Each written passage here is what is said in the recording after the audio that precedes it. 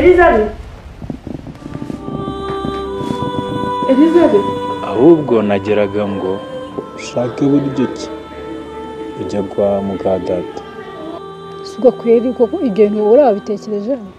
ni ibikosa byawe nyine cyangwa muri umuna wawe waramugurishije ubundi nibiki mwakoze ku buryo wabashimuta mama buretse ngo sobanurire ahubwo subirayo sohokera bagaruka umuza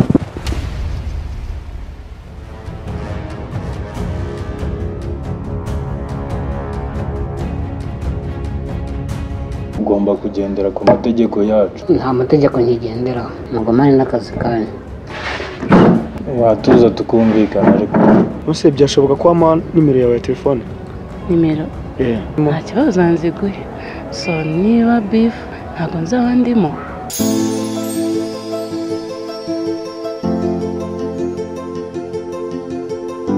hanyuma na nisa ntabwo muramenya amakuru ya bu.